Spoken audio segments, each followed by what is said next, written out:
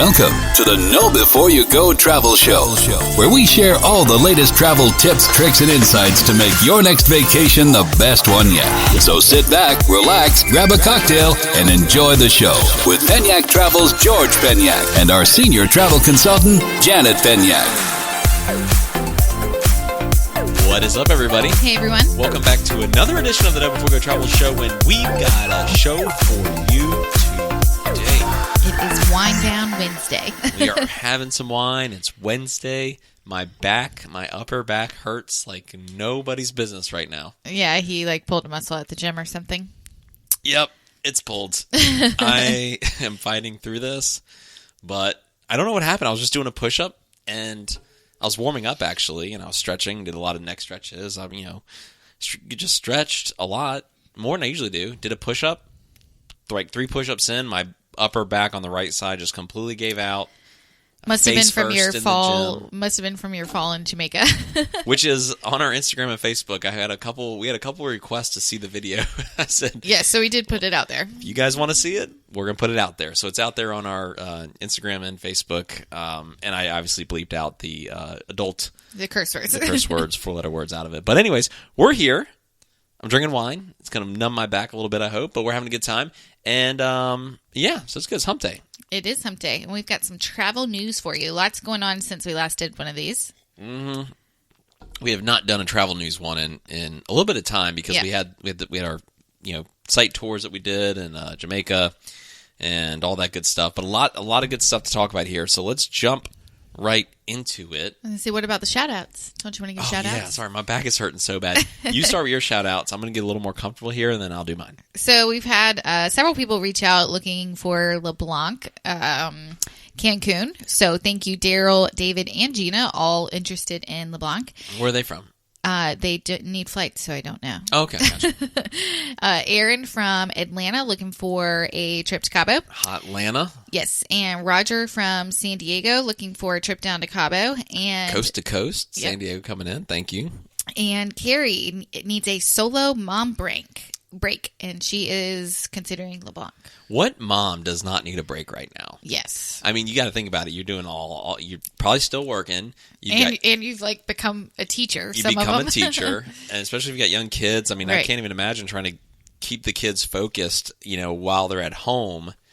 And so God bless all the parents out there that are, wearing multiple hats right now. You guys are awesome. And we got some more shout outs to give because we had a lot of people slide into our DMs, which is really great.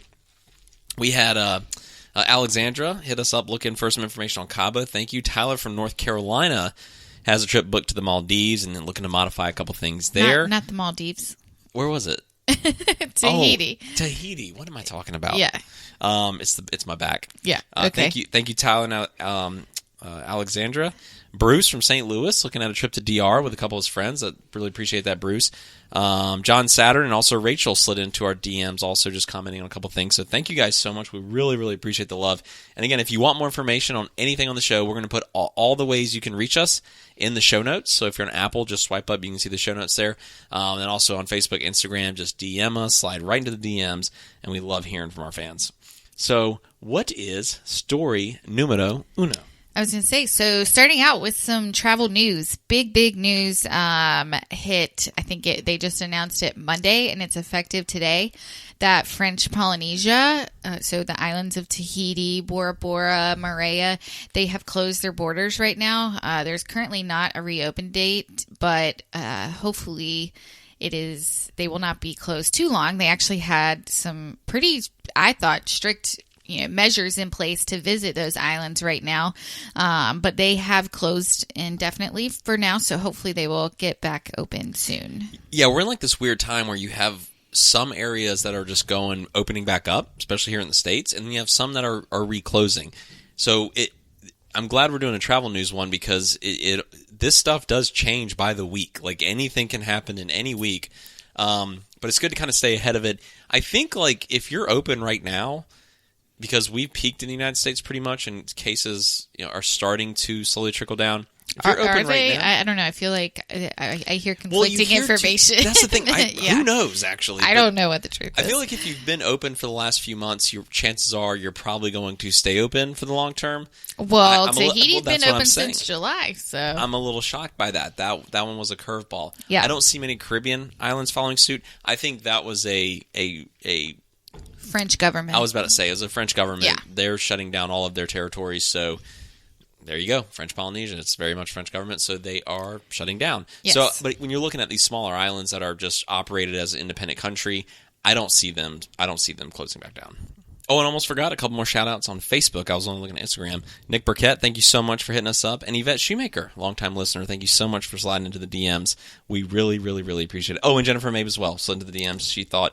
I think she was laughing at the fall that happened when I slipped and fell. It's quite funny. And I think that injury, when I was like, ouch, my effing shoulder blade, I think that's the same thing I have right now. I think that was a precursor to what happened here. It was the event that caused the injury that I have today. Well, hopefully not. Like, I'm so uncomfortable. Like, I'm sitting still, and I'm not comfortable. Don't drink so much rum punch. Yeah, I don't want to blame it on that. I mean, gosh. I know, I'm kidding. I mean, it's just like, I don't know what to do. But anyways, we're going to power through this. Okay, interesting story, though. So to kind of cap that story off, we're going to keep track of all of these changes as much as we can.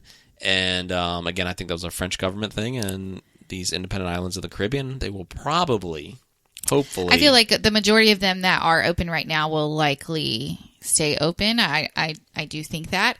I don't think they have much of a choice. Right. You know? Now, Canada has imposed, this is other big news, Canada has imposed new travel requirements, and they are quite strict. So... For going to Canada.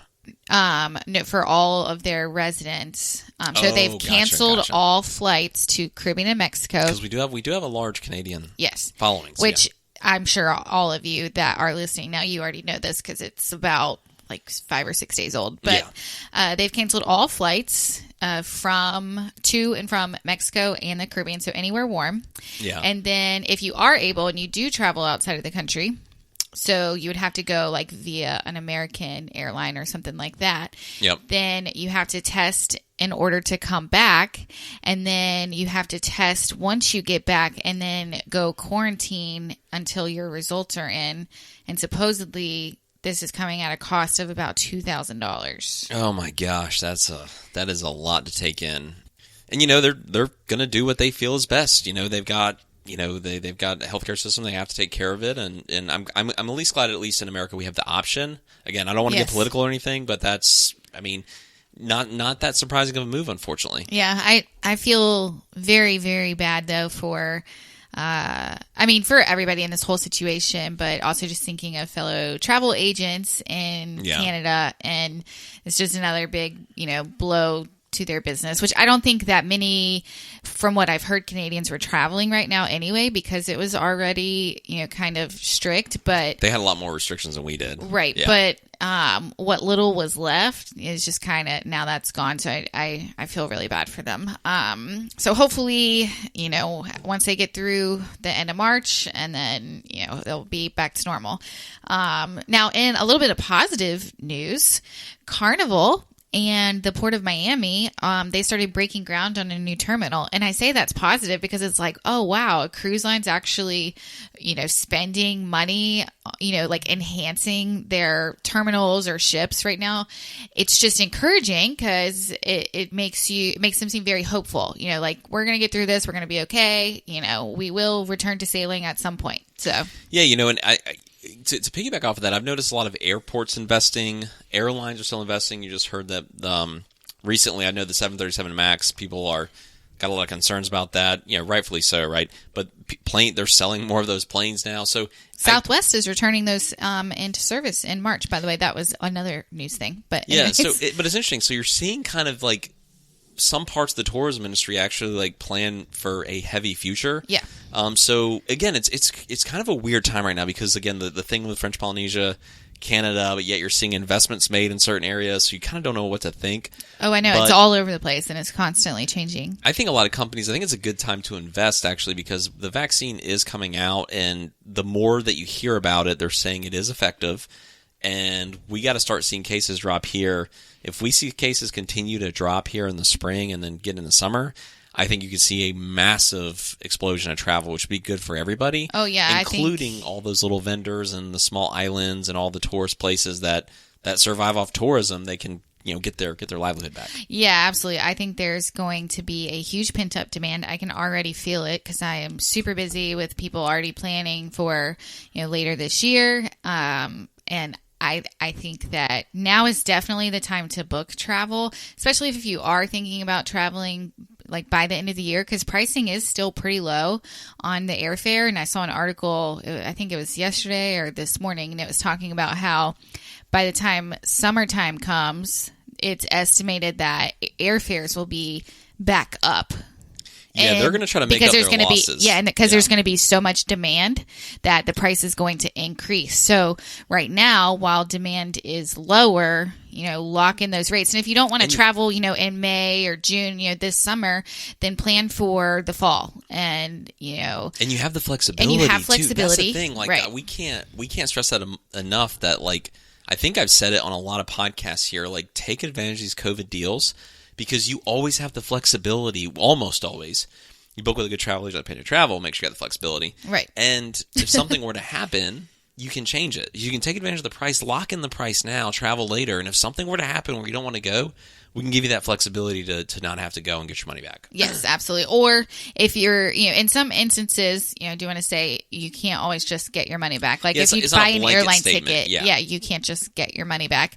But they're being flexible where you can change your dates, change your plans, and there's no change fees or cancel fees like there normally would be. So if you know that you want to travel sometime like in the next, I say 12 to 18 months.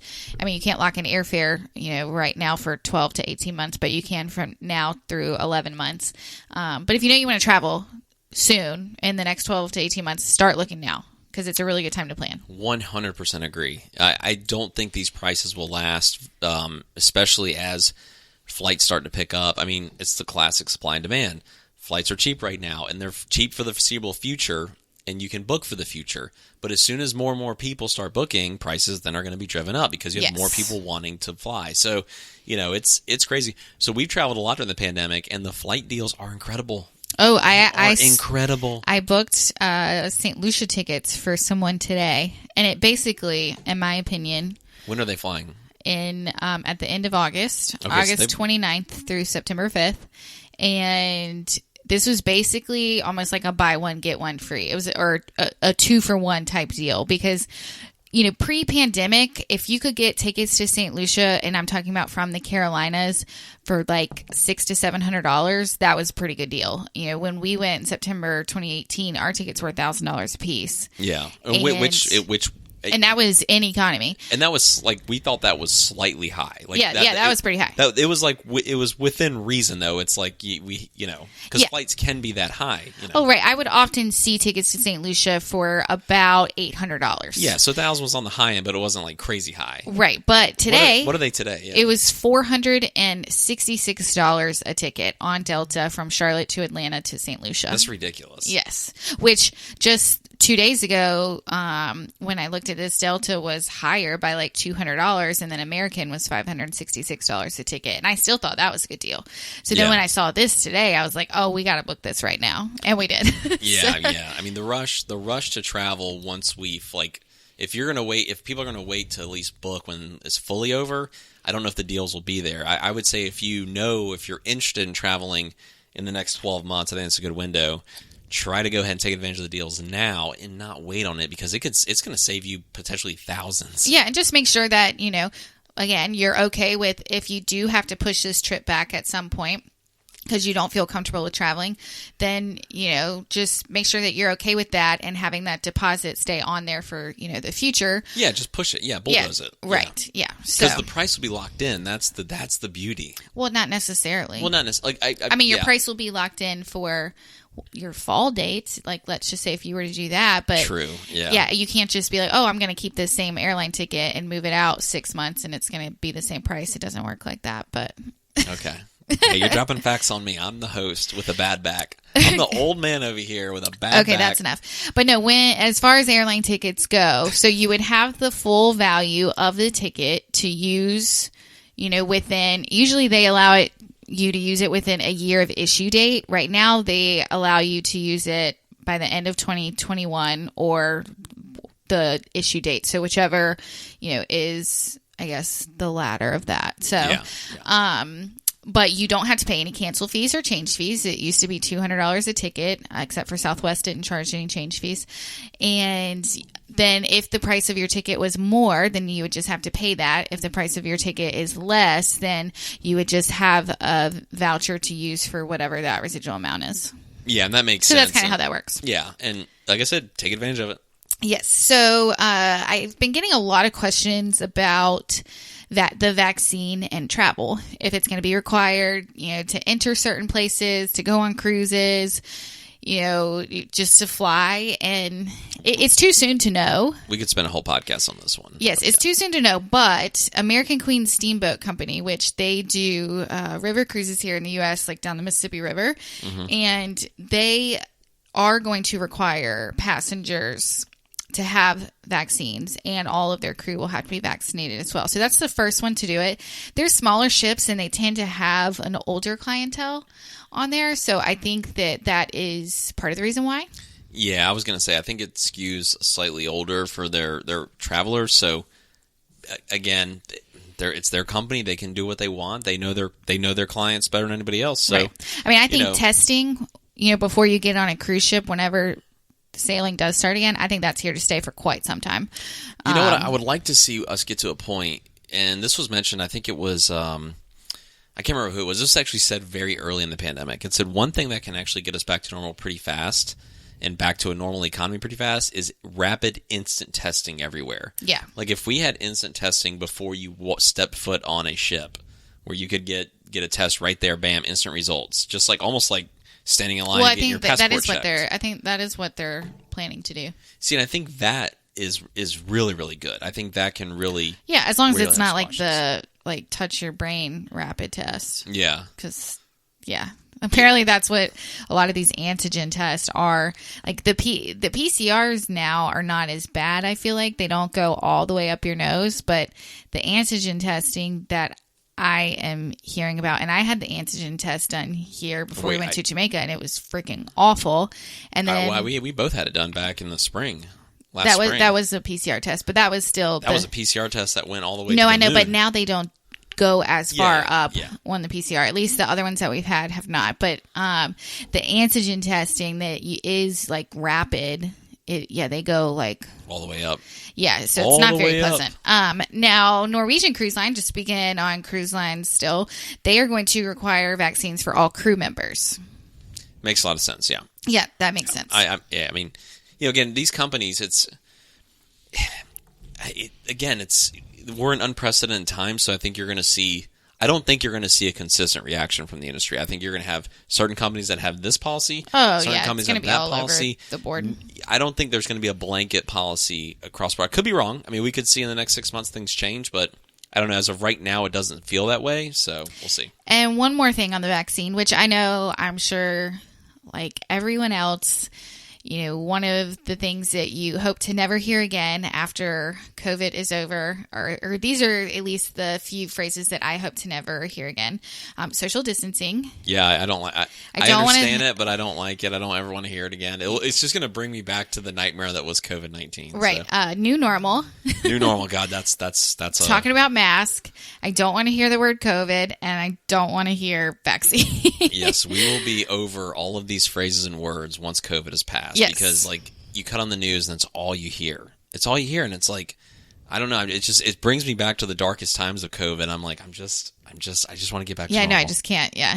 So one last thing, like I said, on the vaccine, Singapore Airlines is hoping to become the first airline to have all of their crew vaccinated, including pilots, gate agents, flight attendants, and anyone that is coming into contact with the public. And they have purchased the Pfizer vaccine. Oh, good. Yes. Good. All right, what you got next for us? So I know a lot of people are considering planning vacations for out west this summer. So like Jackson Hole. Gotcha. Yeah, Yellowstone. I was thinking Yosemite, but that's not the one I was thinking. Yeah, Yellowstone, Glacier Bay National Park. And now masks are required at the national parks, even if you're outside. So just keep that in mind if you are planning a trip there. Kind of like going to Disney. Summer. Disney requires it. So, yep. Blue Man Group, everybody knows who that is. They, have shows in Vegas, Chicago, I think New York. And they had been running a show for 14 years at Universal Studios Orlando, and now they are not bringing that show back. So they are done. Really? After 14 years. Yes. That must have been like a deal they had with the Blue Man Group. Yeah, I think so. Because the Blue Man Group, I know they sponsored, was it Norwegian? Oh, I don't know. Norwegian. I think they did shows on Norwegian as well. We've actually never seen the Blue Man Group. We probably should next time we go to Vegas. I think they were on. Was it a Norwegian cruise we were on? We didn't go to the show, but I think we were. But yeah, they must have cut the deal with them. I think it's like a thing you can get a deal with. I don't think you know what I mean? Oh, I don't know. No, I don't know either. All right. Well, they're the guys that beat on the drums with the blue paint and stuff, right? Yeah. So, in some more positive news, yes, that you are correct there. And more positive news for reopenings. The rare, I'm correct. I got the rare, I'm correct. Let's go. California is starting to reopen, which, stateside, that is a popular tourist destination. So they are starting to reopen. They don't have the stay-at-home order anymore. So, if you're wanting to, stay stateside this summer, for your vacation plans, that would be an option. California is reopening. And, to highly recommend Napa Valley. Yes, to piggyback on that too. For winos. About California, yes, about California reopening. SeaWorld San Diego is reopening this weekend. Now the rides they're staying closed, all the roller coasters and those attractions, but SeaWorld is reopening this weekend, so that's another huge perk, I think. And then reopening Sri Lanka. They have reopened their international borders. You just have to have a COVID test taken within 96 hours of travel and purchase government health insurance. I have never been to Sri Lanka. I have never sent anyone to Sri Lanka, but apparently it is a beautiful vacation destination. Take me there. I was going to say, I don't know anything about it, to be completely honest with you. So I've never, ever been asked about it. What you got next? Just more reopening. So Sandals Ochi Beach Resort, they officially reopened today, and Sandals Halcyon reopened today as well. So both of those have been closed since March, since the pandemic started. Halcyon is in St. Lucia, and Ochi is in Ocho Rios, Jamaica. And Sandals Ochi is actually their most affordable resort. And so both of them reopened today. So that's exciting, which I thought... And they had pushed back the reopening dates several times on them. So I thought for sure once the news came out about needing a COVID test to come back to the U.S., I was like, oh, they're probably going to push that back again. But they did not. So that's good news. Yeah. And Ochi's really neat because, Ochi, I think, if you haven't experienced the Sandals or if it's on the higher end of your budget, I think it's a great one to try. Yes. It has a lot to offer. It's a bigger resort. Yeah. Halcyon, I really like. Halcyon's very, very quiet. Just speaking on those two resorts, not only are they in different islands, but they're also very, very different. They couldn't be more different. Yeah, Ochi is very, very lively. I mean, they have like a mechanical bull there. Yep. It's kind of party.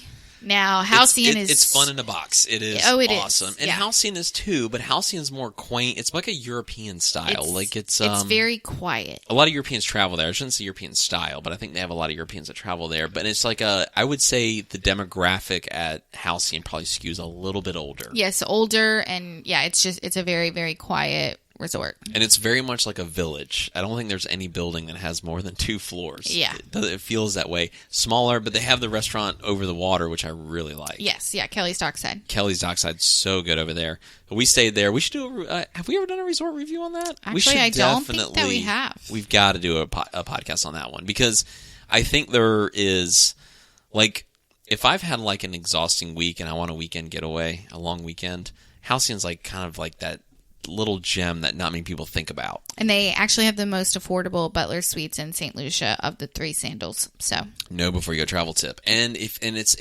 I think it's serenity, relaxation. Very quiet, very small. Yeah. Smaller property. I don't know how many rooms it I has. think it's only 170 rooms, if I remember that off the top of my head. Yeah, so it's you feel like you're kind of secluded, and what I like about it is St. Lucia the whole island itself feels very secluded because you're out in the middle, you're just you're out there. You're in one of those southernmost Caribbean islands. And, one of them, yeah. And you just got like this neat little resort. And it's great. I love St. Lucia. I want to go back. Yeah. Oh, I love St. Lucia. Yes. Listen, we love it so much, we named our dog after it. We named our dog after it, and we honeymooned there, and we've climbed the pitons. Yes, yeah, we've been back since, and I would definitely like to go back again because it's been almost 2.5 years. It's been 2.5 years? That was 2.5 years ago we climbed the pitons? September 2018.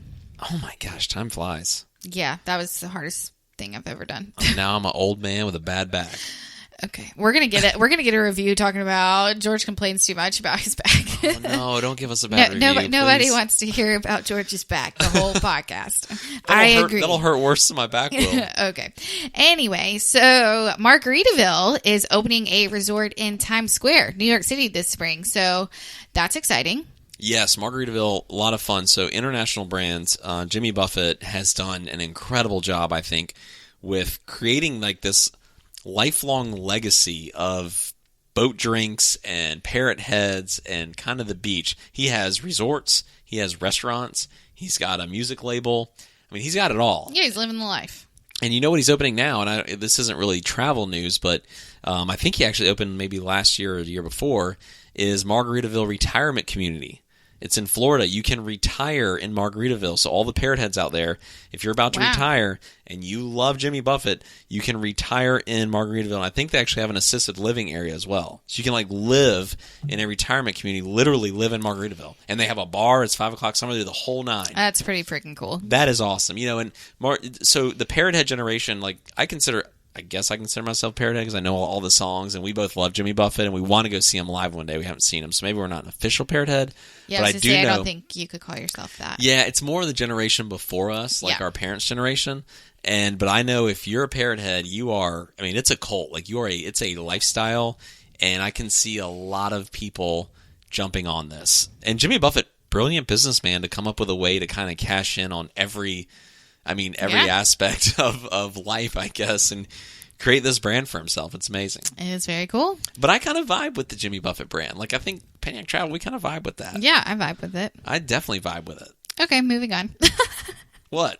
Maybe? No, I vibe with it, but let's keep this train rolling. Hey, it's 5 o'clock somewhere. Let's go. Yeah, it's 6:30 here. So, New Zealand has committed to a travel bubble with Australia and the Cook Islands, and so they are going to be able to move between the countries without having to quarantine. Good. They were able to move between the countries, and then certain I think it was certain destinations in Australia. Yeah. And then you just had to quarantine when you got back to New Zealand for 2 weeks. And now they're not doing that. So that's good. New Zealand, they have probably the least amount of cases in the world. So yeah, but they're very isolated. Oh, yeah. Like it's easy to control that. And I think at the peak of this, if you looked at some of the islands like St. Lucia, when they're bordered, they had one case.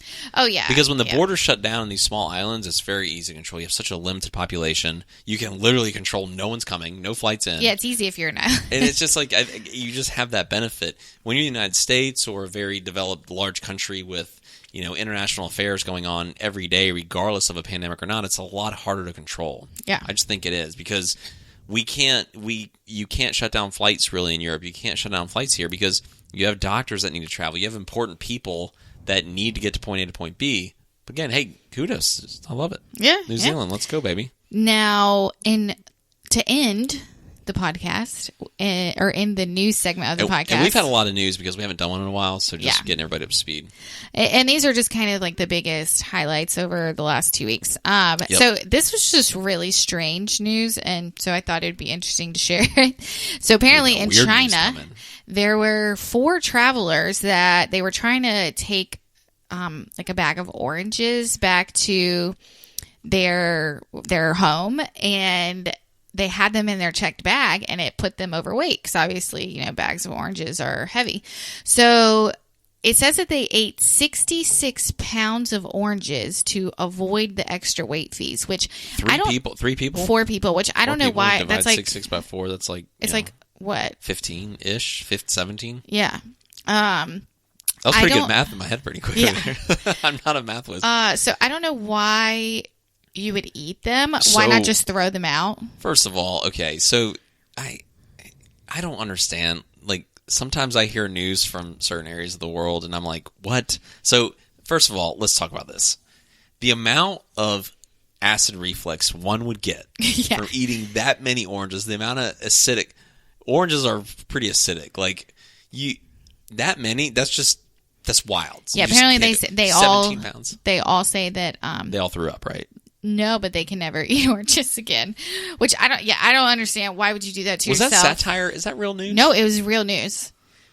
Okay. I mean, that is I saw it on several different, on like Travel and Leisure. It was on CNN Travel. Who's the guy that eats all the hot dogs? What was that guy's name? What is his name?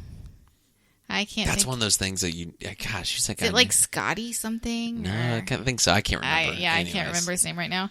But that's like very, very strange news. I don't know why. I guess they didn't want them to go to waste, but I don't know why you would put yourself through that No, pain. you let it go to waste. Like, that's not something you force yourself to do. I don't care if I had 12 pounds of, like, Wagyu beef, Kobe Wagyu beef. I'm just not doing it. Yeah. So that wraps up the news for today. It's been a lot to cover. It's a lot been of openings, strange 12 months, so let's just end it with some strange news. Yeah, there we go. Hey, we're going to have more news for you. We're going to keep it coming. Yes. Yeah, we're going to keep the news coming, but as we wrap up the news here, what's your trip of the week? Well, I have a couple. Nobody's traveling right now. I have somebody coming back from Cabo, but that was trip of the week last week. So, trip of the week this week, there's a few things that we've booked. So we've booked Sandals Grenada, Sandals Regency La Toc, and a family to Atlantis. You've been really busy. I've noticed for sure that the level, and we both noticed. And Barbados. Two things to Barbados, too. So. Yeah, we've noticed the amount of requests and amount of traveling activity around the country is really increased, and we appreciate it. We love you guys. We can't thank you guys enough for those that have reached out for a trip. It's been amazing. We can't thank you guys enough. Keep those requests coming. We're going to deliver on them, and we just love you guys so much. And it's so cool just hearing from people when we do our stories and everything. It's just It's great. It warms our heart, and we appreciate all the kind messages. And I swear we have the best travel audience out there in the game. I agree. The best one. So what's your question of the day? Question of the day.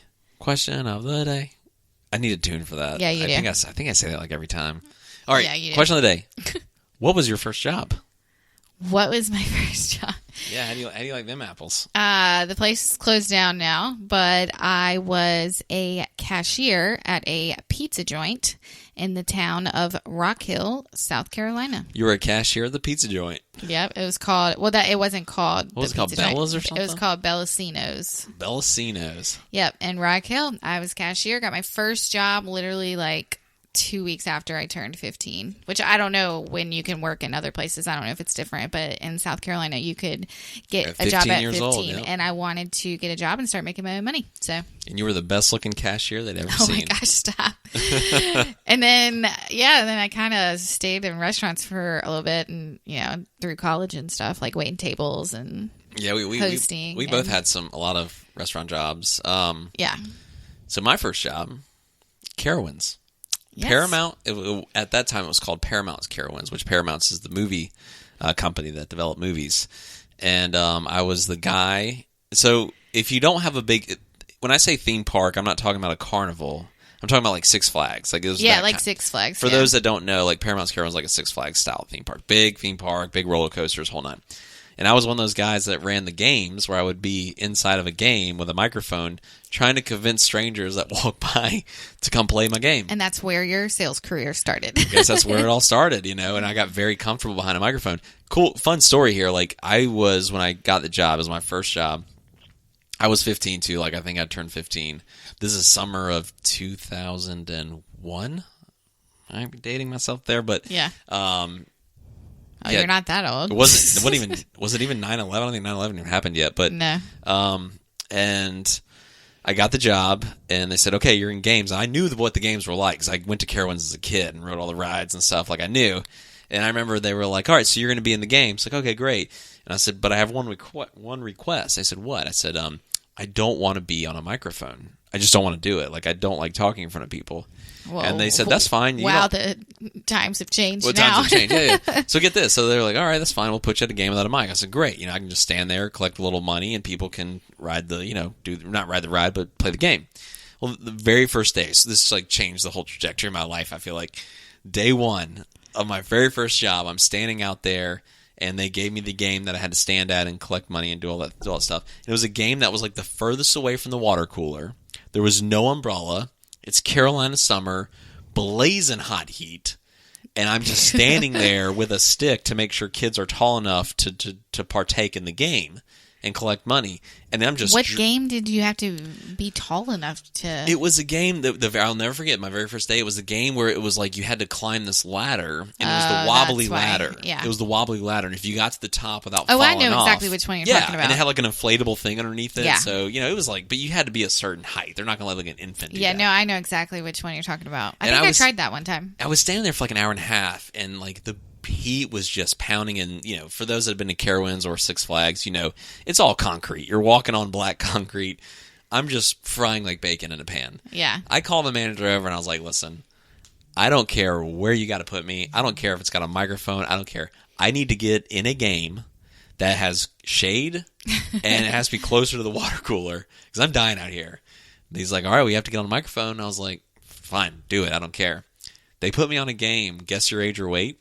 Yeah. Which is a dangerous game to play, by the way. I was going to say that is. Like, you have to guess, weight of people. They come up and they give you $5. And you have to guess their weight or age. That. I wonder if they still have that. I don't think they do. I was going to say, that would definitely be offensive. By the way, for those that remember this type of game, the game was designed for you to win. Like, I was supposed to guess wrong, but still, you're guessing people's age and weight, and that's really not... Yeah, but you could get lot of some people get jerk offended.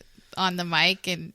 or working it and be like, oh, you're like 200 700 pounds or I whatever. mean, it's like terrible, but it's like, so anyways, and I got on the mic and it felt so natural to me. I was like calling people out, getting people to play the game, and my manager came over within like an hour. He goes, hey, how much have you sold here? And I was like, I don't know, $200. He's like, you're never showing up to work again, and you're not going to be on a mic. You will be on a mic every day you work here. I was like, okay. And it was comfortable to me, and now here I am today. On a mic.